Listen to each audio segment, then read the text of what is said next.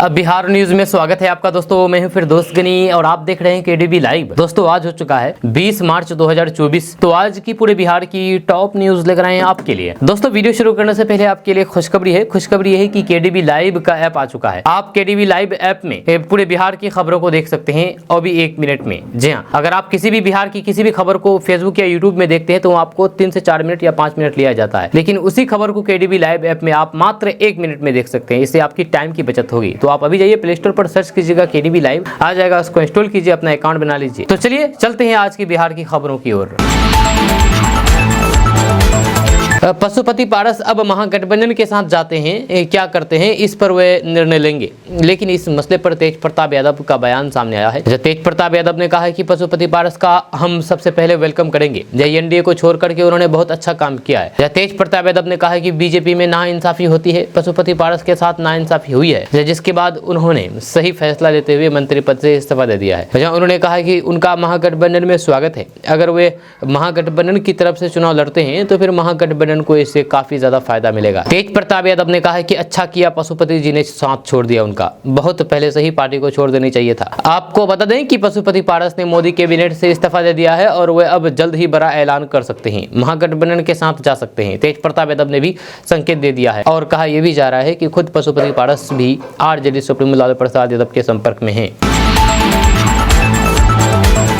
दोस्तों जैसे कि आपको पता है कि भारत सरकार की एक योजना है जिसका नाम है आयुष्मान भारत योजना। आयुष्मान कार्ड बनवा करके आप 5 लाख रुपए तक फ्री में इलाज करवा सकते हैं। तो ऐसे में हम आपको भी बताएंगे कि आखिर कौन है व्यक्ति है जो आयुष्मान कार्ड बनवा सकते हैं और कौन है जिसको इसका लाभ नहीं मिलेगा। तो बात करते हैं कि आखिर आयुष्मान कार्ड कैसे बने। तो आपको बता दूं कि आयुष्मान कार्ड बनाने के लिए पात्र लोगों को सबसे पहले अपने नजदीकी लोक सेवा केंद्र पर जाना होगा। यहाँ आपको संबंधित अधिकारी से मिलकर के अपने दस्तावेज जमा करने होते हैं, जिनका सत्यापन किया जाता है। इसके बाद आवेदन की पात्रता का भी सत्यापन किया जाता है और सत्यापन के बाद उपयुक्त पाए जाने पर आपका आवेदन जमा कर दिया जाता है। वहीं पर अगर आप जानना चाहते हैं कि आपको आयुष्मान कार्ड मिल सकता है या नहीं, तो जान लें कि इस योजना के लिए पात्रता सूची है। इस सूची के लोग पात्र है। इस सूची में जिन लोगों का नाम होता है तो वह पात्र होता है। तो ऐसे में अगर आप भी इस सूची में हैं तो फिर पात्र हो सकते हैं। जैसे कि यदि आप ग्रामीण इलाकों में रहते हैं और यदि आप दिहाड़ी मजदूर के रूप में काम करते हैं, अगर आप असंगठित क्षेत्र में काम करते हैं, यदि आप निरक्षरित या फिर आदिवासी हैं, यदि आपके परिवार में कोई भी विकलांग व्यक्ति है, यदि आप अनुसूचित जाति या फिर अनुसूचित जनजाति आदि से संबंधित रखते हैं तो आपको ये लाभ मिलेगा। आयुष्मान भारत योजना के तहत एक बार आयुष्मान कार्ड बन जाने पर कार्ड धारक सूचीबद्ध अस्पताल में 5 लाख रुपए तक का मुफ्त इलाज करा सकते हैं। इसमें आपको कोई भी पैसा नहीं देना होता है और आपका पूरा खर्च सरकार उठाती है। दोस्तों बिहार के डॉक्टर बीच बीच में कमाल का काम कर देते हैं जिससे वे सुर्खियों में रहते हैं। जब बिहार का स्वास्थ्य महकमा एक बार फिर से चर्चा में है। अब मुजफ्फरपुर में डॉक्टर ने अजब गजब कारनामा कर दिखाया है। करना था हार्निया का ऑपरेशन और डॉक्टर साहब ने कर दी मरीज की नसबंदी। जी हाँ, ये संभव अपना बिहार में ही हो सकता है। अब मरीज की शिकायत के बाद सिविल सर्जन ने जांच के आदेश दिए हैं। यह अनोखा मामला जिले के औराई प्रखंड का बताया जा रहा है। जानकारी के अनुसार सीतामढ़ी के महिसोटा थाना क्षेत्र के बोखरा गाँव निवासी 25 बहनों ने 3 महीने पहले ही औराई के निजी अस्पताल में हार्निया का ऑपरेशन किया था। ऑपरेशन के बाद जब उनकी समस्या कम होने के बजाय और बढ़ गई तो उन्होंने जांच कराई। दरअसल बुजुर्ग मरीज की डॉक्टर ने हार्निया के ऑपरेशन के बदले दूसरी ट्यूब काट करके नसबंदी करा दी, जिसके बाद से बुजुर्ग मूत्र संबंधित दिक्कतों का सामना करना पड़ रहा है। जांच में जो बात सामने आई है उसके बाद मरीज ने इसकी शिकायत पहले अस्पताल से की और बाद में सिविल सर्जन के डॉक्टर सामने मामला पहुंचा। मामला सुनकर के सिविल सर्जन कार्यालय का हर कोई हैरान रह गया। पूरा मामला संज्ञान में आने के बाद स्वास्थ्य विभाग में खलबली मच गई है। Civil surgeon doctor Ajay Kumar ने कहा है कि जांच रिपोर्ट में ये बात सामने आई है कि डॉक्टर ने हार्निया ऑपरेशन के बजाय उनकी नसबंदी कर दी है। ये सब कैसे और किन किन लोगों की लापरवाही की वजह से हुआ है, ये जानने के लिए हमने पूरे मामले में जांच का आदेश दे दी है। जब सिविल सर्जन ने बताया है कि जल्द ही टीम बनाकर के दोषी अस्पताल के और फिर आरोपी डॉक्टर के खिलाफ कड़ी कार्रवाई की जाएगी। बिहार के सियासी गलियारों से एक बड़ी खबर सामने आ रही है कि नीतीश कुमार की पार्टी को बड़ा झटका लगा है। आगामी लोकसभा चुनाव को लेकर के नेताओं के बीच पाला बदलने का सिलसिला लगातार जारी है। इस बीच जेडीयू के राष्ट्रीय महासचिव मोहम्मद अली अशरफ फातमी ने नीतीश कुमार का साथ छोड़ दिया है। जेडीयू के राष्ट्रीय महासचिव मोहम्मद अली अशरफ फातमी ने जेडीयू से इस्तीफा दे दिया है। अब से थोड़ी देर पहले उन्होंने इसकी घोषणा भी कर दी है। जेडीयू की राष्ट्रीय महासचिव सह पूर्व केंद्रीय मंत्री मोहम्मद अली अशरफ फातमी ने जनता दल यूनाइटेड के सभी पदों सहित प्राथमिक सदस्यता सदस्यता से भी इस्तीफा दे दिया है। फातमी ने जदयू के राष्ट्रीय अध्यक्ष को भेजे गए पत्र में कहा है कि मैं नैतिक मूल्यों के रक्षा के लिए जनता दल यूनाइटेड के सभी पदों सहित प्राथमिक सदस्यता से इस्तीफा दे रहा हूं।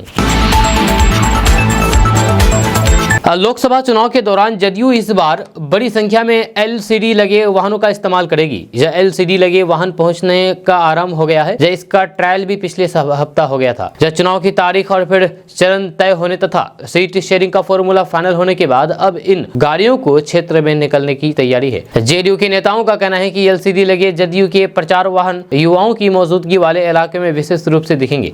जब कॉलेज, कोचिंग और फिर निजी छात्रावास आदि इलाके में एलसीडी वाहनों नीतीश कुमार के नेतृत्व में हाल के वर्षों में दी गई नौकरी और फिर स्वरोजगार से जुड़ी हुई योजनाओं के बारे में बताया जाएगा। यही नहीं, इस वीडियो में नीतीश कुमार के संबोधनों की क्लिपिंग भी दिखाई जाएगी। यानी कि नीतीश कुमार सभा में जाकर के जो भाषण देते हैं उस भाषण की क्लिप दिखाई जाएगी। आपको बता दूं कि अल्पसंख्यकों के इलाके में जदयू की एलसीडी वैन में वीडियो फिल्म के माध्यम से ये जानकारी दी जाएगी कि किस तरह से नीतीश कुमार ने अल्पसंख्यकों के रोजगार तथा सांप्रदायिक सौहार्द कायम रखने के लेकर के काम किया है। या इस वर्ग के लोगों को रोजगार में आर्थिक सहायता दिए जाने को लेकर के क्या काम किया ये बताया जाएगा।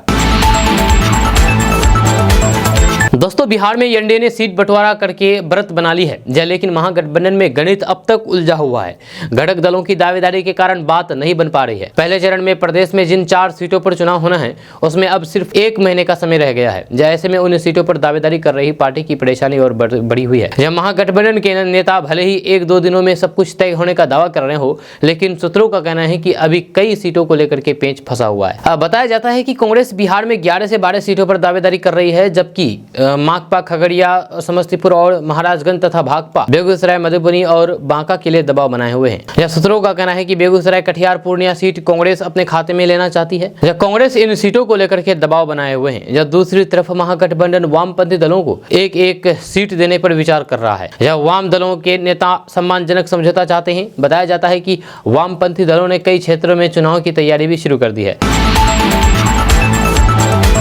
दोस्तों, जीतन राम मांझी को एक सीट मिलने पर यह चर्चा शुरू हो गई थी कि जीतन राम मांझी नाराज हैं। इसके बीच खुद इशारों में ही जीतन राम मांझी ने सब कुछ क्लियर कर दिया है, बता दिया है कि ये नाराज है कि नहीं। एक सीट मिलने के बाद इस पर जीतन राम मांझी ने सोशल मीडिया प्लेटफॉर्म एक्स पर अपनी प्रतिक्रिया दी है। उन्होंने लिखा है कि अब की बार 400 पार, बिहार में तो 40 पर जनता तैयार है। इस पोस्ट से जीतन राम मांझी ने ये तो साफ कर दिया है कि वे एक सीट मिलने के बाद भी खुश हैं। यह पोस्ट के जरिए उन्होंने बता दिया है कि कहीं कोई भी नाराजगी नहीं है और बिहार की सभी 40 लोकसभा सीटों पर उनकी पार्टी हिंदुस्तानी अवाम मोर्चा पूरी ताकत झोंकने को तैयार है। आपको बता दूं कि विधानसभा में उनके 4 विधायक हैं, जहां अभी बिहार सरकार में उनके बेटे मंत्री हैं। सीट बंटवारे से पहले तक चर्चा थी कि जीतन राम मांझी 2 सीटों से कम नहीं मानने वाले हैं। जहां हालांकि उन्हें गया लोकसभा सीट दी गई है। इसकी मांग भी उनकी पार्टी की ओर से हो रही थी। जहां ये वजह भी है कि एक सीट में ये खुश हैं।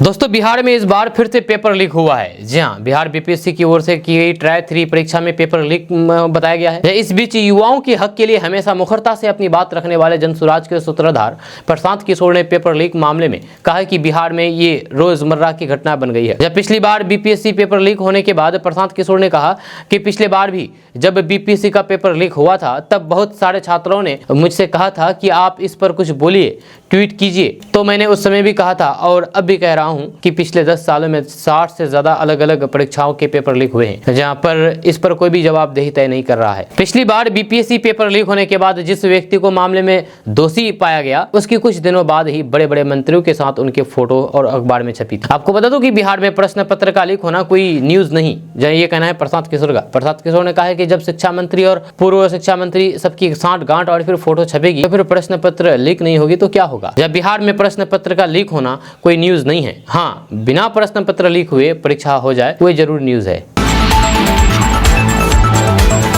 दोस्तों, सीमांचल की प्रमुख फसल मक्का में फिजोरियम बीट यानी कि झुलसा रोग लग गया है, जिस कारण पूर्णिया में कई एकड़ मक्का की फसल सूख गई है। पूर्णिया के रुपोली प्रखंड के पुरानी नंदगोला के कई किसानों के खेतों में लगी फसल 10 एकड़ मक्का की फसल सूख गई है। फसल में दाना आने से पहले ही पूरा खेत का फसल सूख जाने से मक्का के किसान परेशान है। मक्का के किसान संजय कुमार मंडल ने कहा है कि 28 फरवरी को उसने अंतिम बार मक्का में पानी दिया था। उसके बाद से मक्का की फसल सूखने लगी। उसकी 3 एकड़ खेतों में लगी फसल सूख गई है। इसके अलावा भी कई किसानों की मक्का की फसल सूख गई। वे लोग कर्ज लेकर के मक्का की खेती किए थे, इसमें लाखों रुपए भी खर्च हुआ था। जब काफी उम्मीद रखे थे कि मक्का की फसल तैयार होगी तो फिर इस रुपए से कोई अपनी बेटी की शादी करता, तो फिर कोई घर बनाता, लेकिन सभी किसानों के अरमानों पर पानी फिर गया है।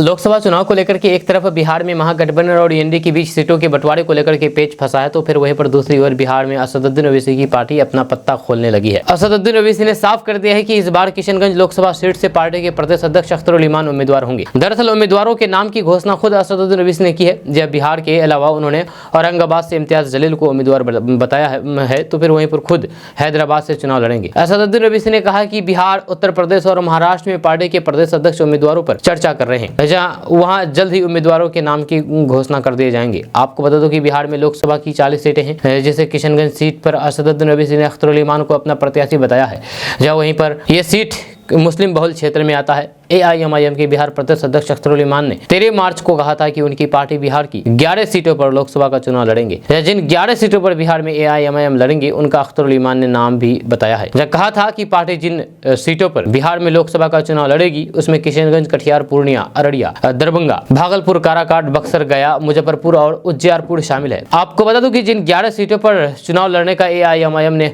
ऐलान किया है, उसमें से 4 मुस्लिम बहुल सीमांचल की सीटें हैं। उधर महागठबंधन और एनडीए के बीच भी बहुत जल्द सीटों को लेकर के फंसा पेच सुलझ सकता है।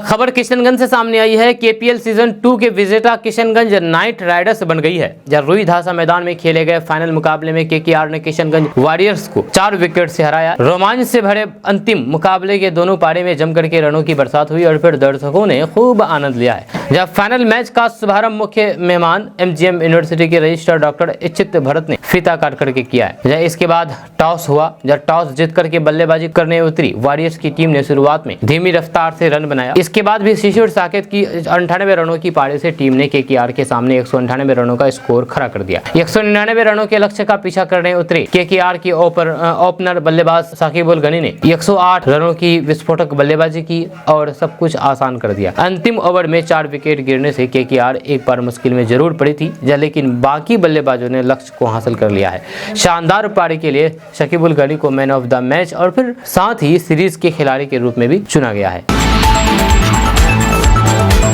दोस्तों, बिहार पुलिस की एक गलत रिपोर्ट से बिहार के गोपालगंज का एक युवक पिछले 5 साल से दुबई में फंसा हुआ है। वह पुलिस की गलत रिपोर्ट के कारण वतन नहीं लौट पा रहे हैं। सोमवार को इस मामले में सुनवाई करते हुए गोपालगंज के सीजीएम मानवेंद्र मिश्रा की कोर्ट ने गंभीरता से लिया और फिर गोपालगंज की एसपी स्वर्ण प्रभात को डीएसपी स्तर के अधिकारी से जांच करा करके दोषी पर कार्रवाई करने का निर्देश दिया है। कोर्ट ने पुलिस कप्तान को निर्देश दिया है कि भोरे पुलिस की ओर से झूठा रिपोर्ट समर्पित कर दिए जाने की वजह से एक भारतीय नागरिक मनोज शाह विदेश में फंस गया है। वह भारत नहीं आ पा रहा है। एक अन्य नागरिक अशोक शाह का पासपोर्ट नहीं बनने की वजह से वह रोजगार के वास्ते बाहर नहीं जा पा रहे हैं। ये एक गंभीर मामला है। आपको बता दूं कि मनोज कुमार शाह दुबई में कार्यरत था जब उसके पासपोर्ट की अवधि समाप्त हो रही थी, तो अपने दुबई में भारत सरकार के Indian embassy consulate general of NDK के द्वारा अपने पासपोर्ट के रिन्यूअल के लिए आवेदन किया। पासपोर्ट कार्यालय पटना से दिनांक 15 अक्टूबर 2020 को अशोक शाह के नाम पत्र निर्गत किया गया, जिसमें भोरे थाराकांड संख्या के आरोप पत्र संख्या 191/2019 दिनांक 30 जून 2019 एवं उसके भाई अशोक कुमार शाह के पासपोर्ट के संबंध में 22 फरवरी 2023 में भी उक्त आरोप पत्र का उल्लेख किया गया था, जिसमें दोनों की पासपोर्ट रिन्यूअल नहीं हो सका है।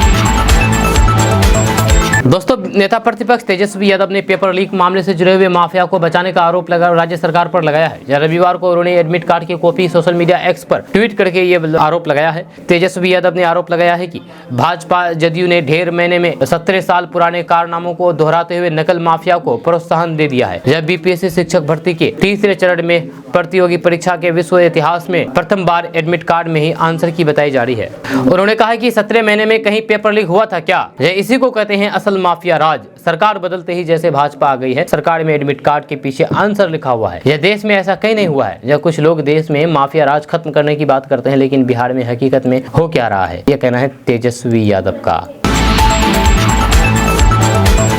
दोस्तों कुछ साल पहले चिराग पासवान के साथ गद्दारी हुई थी, यानी कि उनके चाचा ने उनसे सब कुछ छीन लिया था, राजनीतिक सब कुछ छीन लिया था, पार्टी छीन ली थी। अब चिराग पासवान का इस पर दर्द छलका है। जहाँ चिराग पासवान ने अपना दुख जाहिर करते हुए कहा कि मुझे बहुत बड़ी धोखा मिली थी। आपको बता दूं कि एनडीए में सम्मानजनक भागीदार मिलने के बाद जमुई से सांसद और लोजपा रामविलास के प्रमुख चिराग पासवान ने खुशी जाहिर की है। दरअसल एनडीए में उन्हें 5 सीटें मिली है। मीडिया से बातचीत के क्रम में उन्होंने अपने दिवंगत पिता रामविलास पासवान को भी याद किया है। इसके अलावा अपने चाचा पशुपति पारस और फिर भाई प्रिंस राज का भी जिक्र किया। चिराग पासवान ने कहा है कि व्यक्ति नहीं समय बलवान होता है और आज समय ने अपनी ताकत दिखाई है। जहाँ समय ने अन्याय किया है। आने वाले दिनों में मैं हर चुनौती के लिए तैयार हूँ। जब मैं पिछले 3 सालों से चुनौतियों का सामना कर रहा हूँ, जहाँ ऐसे में अगर कोई और चुनौती सामने आती है तो फिर उसका भी उतना ही डट करके सामना करने के लिए मैं तैयार हूँ। उन्होंने कहा है कि उनके पिता का आशीर्वाद उनके साथ है। चिराग ने कहा है कि उनकी पार्टी अलग संघर्ष के दौर से निकली है। जब चुनाव कौन कहां से लड़ेगा इस संबंध में सभी फैसला वे लोग लेंगे जिन्होंने बुरे दौर में भी उनका साथ नहीं छोड़ा। उन्होंने कहा कि पार्टी और परिवार टूटने के बाद उन्हें ये यकीन नहीं था कि वे बिहार की धरती पर कभी कदम रख पाएंगे, क्योंकि पार्टी ऑफिस, सांसद और फिर संगठन से लेकर के सब कुछ उनसे छीन लिए गए थे। जब वहां से उन्होंने अपने संघर्ष की शुरुआत की, जहाँ उसमें जिन लोगों ने साथ दिया वे अब पार्टी की राजनीति तय करेंगे। दोस्तों 2 दिन पहले तेजस्वी यादव ने यह बयान दिया था कि बिहार में माफिया राज आ गया है, बिहार में माफिया राज कायम हो गया है। लेकिन अब इस पर उप मुख्यमंत्री विजय कुमार सिन्हा ने पलटवार किया है। उन्होंने कहा कि जंगल राज को मुख्यमंत्री ने सुधरने का अवसर दिया था, लेकिन उन लोगों ने उसे गुंडा राज में बदल दिया। तेजस्वी तो सोने की चम्मच लेकर के आए हैं। विजय सिन्हा ने कहा कि मुख्यमंत्री नीतीश कुमार ने सदन में कहा था कि ये लोग नहीं सुधरेंगे। अगर बिहार में माफिया राज है तो फिर वे माफिया का नाम बताएं या सरकार को सजग करें, दौरा करें। लेकिन तेजस्वी यादव ऐसा नहीं करेंगे। वे तो सोने की चम्मच लेकर के आए हैं। आपको बता दूं कि बिहार शिक्षक परीक्षा पेपर लीक कांड पर राजद नेता तेजस्वी यादव ने कहा था कि सरकार बदलते ही एडमिट कार्ड के पीछे उत्तर लिख दिए गए हैं। देश में ऐसा कहीं भी नहीं हुआ। जब कुछ लोग माफिया राज खत्म करने की बात करते हैं, लेकिन हकीकत में ये क्या हो रहा है? 70 दिनों में 2 लाख से ज्यादा लोगों को नियुक्ति पत्र हमने बांटा, एक पेपर लीक हुआ तो बताए। इनका राज आते ही फिर से पेपर लीक हो गया, ये कहना था तेजस्वी यादव का। इसको लेकर के बिहार के मौजूदा उप मुख्यमंत्री विजय सिन्हा ने पलटवार किया है, जो आपको बताएं। 2020 के विधानसभा चुनाव के बाद लोकसभा चुनाव निश्चित तौर पर अलग है। एक और राम लहर, परिवारवाद, वंशवाद की गूंज होगी, तो दूसरी ओर 17 महीने बनाम 17 साल का एजेंडा। देखना यह होगा कि अपने मुद्दों के बीच एनडीए आरजेडी की पिच पर आकर के खेलता है या फिर तेजस्वी यादव राम लहर, परिवारवाद, वंशवाद की चपेट में आ जाते हैं। यदि राजद और तेजस्वी यादव विरोधियों को अपने पिच पर लाने में सफल होते हैं तो फिर भले ही राजद को अकलियत सीटें ना मिले, लेकिन जो सवाल लोगों के जहन में काफी समय से है कि राजद में लालू यादव के बाद कौन इसका जवाब बना करके तेजस्वी यादव सामने जरूर आएंगे। यदि राजद और तेजस्वी यादव विरोधियों को अपने पिच पर लाने में सफल होते हैं तो फिर भले ही राजद को अकलियत सीटें ना मिले, लेकिन जो सवाल लोगों के जहन में काफी समय से है कि राजद में लालू प्रसाद यादव के बाद कौन, ये सवाल है, तो इसका जवाब बन करके तेजस्वी यादव भी जरूर सामने आएंगे। लोकसभा चुनाव का ऐलान हो चुका है। एक तरफ बड़े बड़े कद्दावर नेता, गृह मंत्री अमित शाह, प्रधानमंत्री नरेंद्र मोदी, जेपी नड्डा, नीतीश कुमार, सम्राट चौधरी जैसे चेहरे होंगे, तो वहीं पर दूसरी ओर उनके मुकाबले ताल ठोकने के लिए मैदान में बिहार में घोर विरोधी आरजेडी और उसके युवा नेता तेजस्वी यादव होंगे। तेजस्वी के समर्थन में यदा कदा राहुल गांधी, मल्लिकार्जुन खड़गे भी दिखेंगे कभी कभी। रही लालू प्रसाद यादव की बात, तो लालू प्रसाद यादव काफी बुजुर्ग के साथ बीमार भी होने लगे हैं, लिहाजा चुनाव में उनकी उपस्थिति कितनी होगी ये कहना अभी मुश्किल है। ऐसे में आरजेडी की चुनावी नैया को आगे बढ़ाने का दायित्व तेजस्वी यादव पर अधिक रहेगा। यही वजह है कि राजद, या यूं कहें कि तेजस्वी यादव ने चुनाव शुरू होने के काफी समय पहले ही रणनीति बना करके उस पर अमल करना भी शुरू कर दिया था। इस तैयारी में इस वक्त और जोर पकड़ लिया जब बिहार में महागठबंधन टूट गया और जदयू के राष्ट्रीय अध्यक्ष और मुख्यमंत्री नीतीश कुमार एनडीए के साथ चले गए। अपनी सोची समझी चाल के तहत नेता प्रतिपक्ष तेजस्वी यादव चुनाव को विकास के एजेंडे पर लेकर के आगे चल पड़े हैं। वहीं विकास के मुद्दे पर बढ़ते चुनाव के बीच लालू प्रसाद यादव के एक बयान ने भाजपा को बैठे बिठाए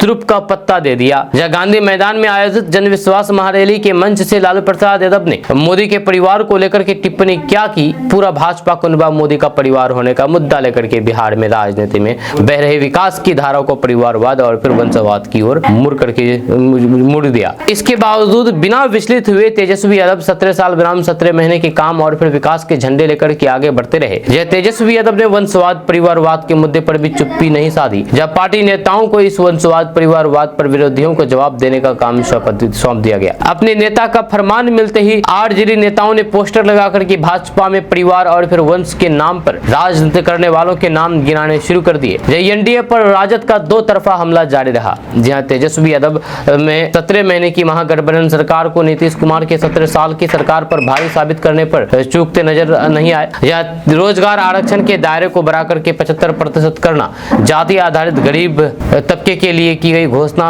को वे राजद के सहयोग से बनी महागठबंधन सरकार का काम बता करके श्रेय लेने की वो अपनी रणनीति को आगे बढ़ा रहे हैं। जानकार भी मानते हैं कि बिहार में जब 7 चरणों में होने वाले चुनाव के लिए प्रचार का दौर शुरू होगा तो सत्ता पक्ष के स्टार प्रचारक मैदान में उतरेंगे तो निश्चित तौर पर उनके तर्कस से पुराने तीर ही निकलेंगे। जब वे जंगल राज, भ्रष्टाचार, जमीन के बदले नौकरी, रेलवे टेंडर घोटाला और परिवारवाद वंशवाद को मुद्दा बनाएंगे, मगर बात यही खत्म नहीं होगी। इन प्रचारकों को कहीं न कहीं से कहीं घूम फिर करके तेजस्वी की सजाई गई विकास और फिर 17 महीने बनाम 17 साल की पिच पर ही आना होगा। तेजस्वी चाहते भी यही है। जहां विश्लेषक भी मानते हैं कि 2020 के विधानसभा चुनाव में राजद को सबसे बड़ी पार्टी के रूप में उभार करके Tejashwi Yadav litmus test pass कर चुके हैं। दूसरे नंबर पर तब भाजपा ही थी और तीसरे नंबर पर नीतीश कुमार की दल जनता दल यूनाइटेड। दोस्तों इसे ही राजनीति कहते हैं। जब भतीजे चिराग पासवान ने भाजपा को तेवर दिखाया और उससे अलग होने की राह अपनाई तो भाजपा ने उनके चाचा पशुपति पारस को लोजपा सांसदों के सहित अपने साथ ले लिया। जब पूरे 5 साल सरकार चलाई और अब जब चाचा पारस ने सीटों के बंटवारे पर अपने तेवर दिखाने की कोशिश की तो भाजपा ने भतीजे चिराग पासवान को साथ ले लिया और उनके साथ चुनाव में जाने की घोषणा भी कर दी। भाजपा लोजपा के इस रिश्ते को राजनीतिक मजबूती का नाम दे सकते हैं। जब सोमवार को जब भाजपा महासचिव विनोद तावड़े ने बिहार की सीटों पर एनडीए सहयोगियों के बीच समझौता हो जाने की घोषणा की तो पूरे प्रेस कॉन्फ्रेंस में एक बार फिर से पशुपति कुमार पारस का नाम किसी ने जुबान पर नहीं लिया। ये इस बात का संकेत था कि भाजपा अब पारस से आगे देखने का मन बना चुकी है। वहीं भाजपा की राष्ट्रीय मीडिया सेल के सह प्रमुख संजय मयूख ने एनडीए सहयोगियों के बीच सीटों पर तालमेल को बिहार फतेह की समीकरण बताया है। जब बिहार के राजनीतिक समीकरण की बारीकी समझ रखने वाले भाजपा नेता के इस बयान से साफ था कि पार्टी अपने सहयोगियों के साथ राज्य में एक तरफ जीत हासिल करने की बात सोच रही है। इससे यह भी साफ है कि उसे पशुपति कुमार पारस से किसी तरीके का नुकसान होने की आशंका नहीं है। यानी कि भाजपा को भरोसा है कि यदि पशुपति कुमार पारस तेजस्वी यादव के साथ जाते भी हैं तो फिर लोजपा के पारंपरिक मतदाता चिराग पासवान के कारण एनडीए के साथ ही बने रहेंगे। अब अभी इस बात पर अटकलबाजी चल रही है कि आखिर पशुपति कुमार पारस किस राह पर जाएंगे। जब भाजपा ऐसा कोई भी संदेश नहीं देना चाहते हैं कि वे अपने पुराने सहयोगियों को किसी भी स्तर पर छोड़ सकती है। यही कारण है कि अंतरिम समय तक पशुपति कुमार पारस को साधने की कोशिश की गई, लेकिन चिराग के साथ कोई भी गठजोड़ बनाने से इनकार करने के कारण भाजपा को पारस को अकेला छोड़ना पड़ा। लेकिन भाजपा नेता मानते हैं कि पशुपति कुमार पारस के अलग रह जाने पर भी एनडीए खेमे के वोटरों का कोई भी नुकसान नहीं होगा।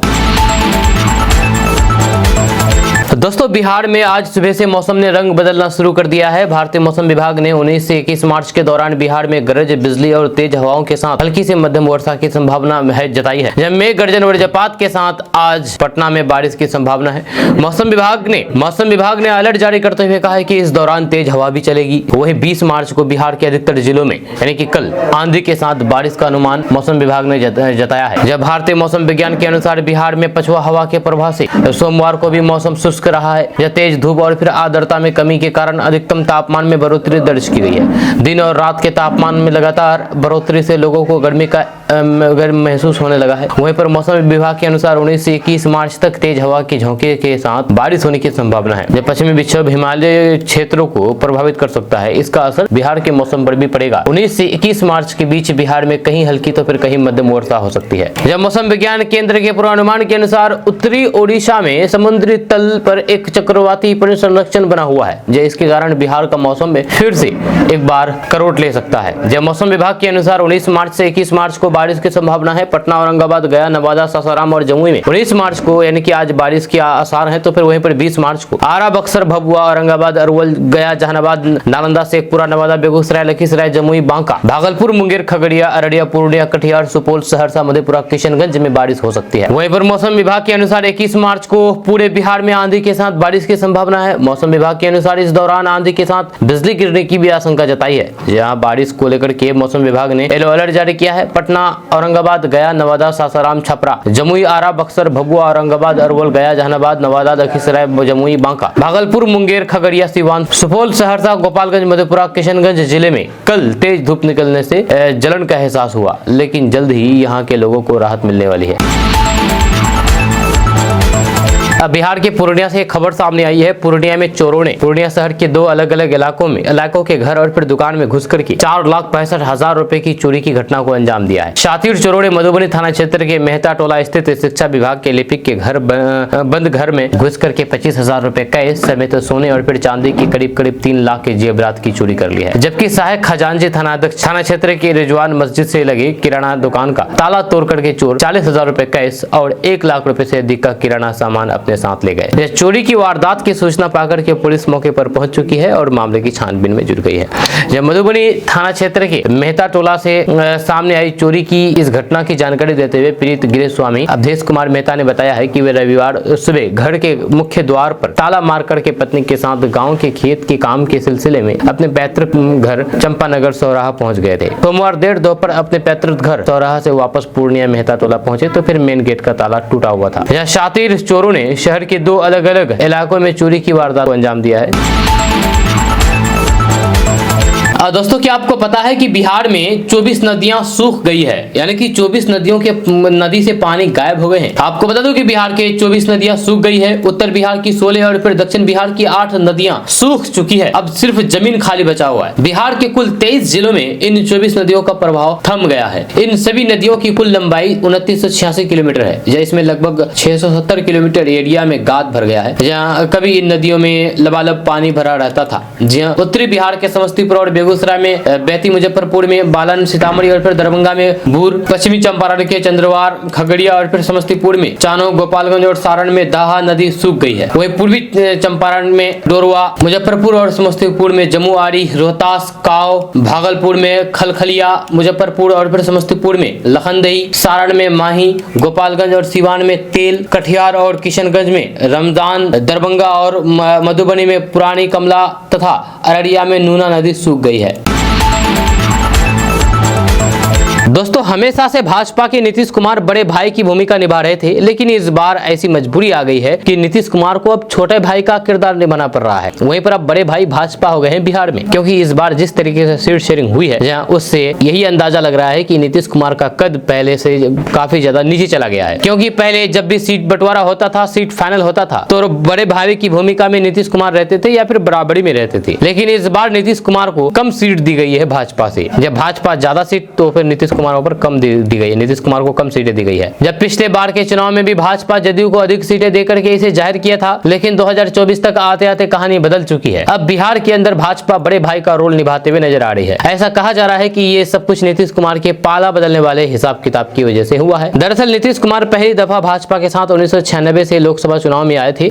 उस समय नीतीश कुमार की पार्टी 8 सीटों पर जीत हासिल करने में कामयाब हुई थी। इनमें 6 सीटें बिहार में थी, जबकि एक सीट यूपी और फिर ओडिशा में थी। ये सिलसिला 1998 के चुनाव में भी कायम रहा, जब भाजपा के गठबंधन के साथ नीतीश की समता पार्टी ने 12 सीटों पर जीत हासिल की। उसके बाद समता पार्टी का जनता दल में विलय हो गया। इसके बाद पार्टी बनी जनता दल यूनाइटेड। साल 2009 के लोकसभा चुनाव में जेडीयू और फिर भाजपा का एक बार फिर से महागठबंधन हुआ। उस वक्त पहली बार भाजपा ने नीतीश कुमार को बड़ी भूमिका दी थी और उस समय भाजपा ने 15 में से 12 और फिर जदयू ने 25 में से 20 सीटें जीत ली थी। जिसके बाद साल 2019 में भाजपा और जेडीयू ने लोकसभा चुनाव में बराबर प्रत्याशी उतारे। यहाँ पर भाजपा के सभी 17 उम्मीदवार जीतने में सफल रहे, जबकि जेडीयू के 17 में से 16 उम्मीदवारों ने सफलता हासिल की थी। इधर 2024 में हाल फिलहाल के लोकसभा चुनाव की बात करें तो यहाँ पर भाजपा को 17 सीट, जेडीयू को 16 सीट और चिराग पासवान के नेतृत्व वाली लोक जनशक्ति पार्टी रामविलास के वो 5 सीट पर चुनाव लड़ेगी। जब बिहार में एनडीए के घटक दलों के बीच सीट बंटवारे को लेकर के हुए समझौते के तहत पूर्व मुख्यमंत्री जीतन राम मांझी के नेतृत्व वाले हिंदुस्तानी मोर्चा के और पूर्व केंद्रीय मंत्री उपेंद्र कुशवाहा की पार्टी को एक एक सीट दी गई है। जहाँ इस तरह से बिहार में पहली बार जदयू के अस्तित्व में आने के बाद भाजपा बड़े भाई के रोल में आई है और नीतीश कुमार को छोटे भाई और नीतीश कुमार का कद छोटा कर दिया गया है। दोस्तों, बिहार के पटना और मधुबनी में सीमेंट प्लांट लगाया जाएगा, वहीं पर गोपालगंज में एथेनॉल प्लांट की फैक्ट्री लगाई जाएगी। आपको बता दूं कि दो जानी मानी कंपनियां अल्ट्राटेक और जेपी बिहार में पटना और मधुबनी में सीमेंट उत्पादन करना चाहती है। जब दोनों कंपनियां कुल 698 करोड़ का निवेश करने जा रही है। पटना जिले के दनियावां में अल्ट्राटेक सीमेंट कंपनी 369 करोड़ का निवेश करेगी। इसका उत्पादन इसी साल शुरू होने की उम्मीद है। दरअसल अल्ट्राटेक को वित्तीय क्लियरेंस मिल गया है, इसे जमीन भी आवंटित की जा चुकी है। जेके लक्ष्मी सीमेंट ने मधुबनी में 329 करोड़ का प्लांट लगाने का प्रस्ताव रखा है। इसे प्रथम क्लियरेंस मिला है। जहां इन दोनों प्रस्ताव को विकास आयुक्त चैतन्य प्रसाद की अध्यक्षता में 15 मार्च को बिहार राज्य प्रोत्साहन परिषद की 54वीं बैठक में हरी झंडी दी गई है। इस तरह से बिहार राज्य निवेश प्रोत्साहन परिषद ने गोपालगंज की रजापट्टी कोठी में 95 करोड़ से एक एथेनॉल प्लांट लगाने को वित्तीय क्लियरेंस मिल गया है। गोपालगंज जिले में एक अन्य एथेनॉल प्लांट के लिए प्रथम क्लियरेंस दिया है। दोस्तों, बीपीएससी ट्राई 3 पेपर लीक कांड से जुड़ी हुई बड़ी खबर सामने आई है। आपको बता दूं कि सिपाही भर्ती परीक्षा पेपर लीक करने वाले गिरोह ने ही शिक्षक बहाली परीक्षा का पेपर लीक किया है। जहां इसी गिरोह ने शिक्षक बहाली परीक्षा के लिए 500 अभ्यर्थियों से संपर्क साधा था और 10-10 लाख रुपए पेपर परीक्षा में सफलता दिलाने का गिरोह ने ठेका लिया था। गिरफ्तार किए गए लोगों में सबसे ज्यादा नालंदा जिले के रहने वाले बताए जाते हैं। जब वैशाली का रहने वाला विशाल चौरासिया पटना में सचिवालय में पोस्टेड है। वहीं पर शिक्षक बहाली पेपर लीक कांड का मास्टरमाइंड है। सबसे बड़ी बात यह कि जिस प्रिंटिंग प्रेस में सिपाही बहाली का प्रश्न पत्र छापा गया था, उसमें बिहार शिक्षक बहाली परीक्षा ट्राई 3 का भी प्रश्न पत्र छपा था। बीपीएससी शिक्षक भर्ती परीक्षा प्रश्न पत्र लीक होने वाले गिरोह का सरगना विशाल चौरसिया ही सिपाही बहाली की प्रश्न पत्र में लीक किया था। आर्थिक अपराध इकाई के सामने गिरफ्तारी के बाद उसने खुलासा किया है।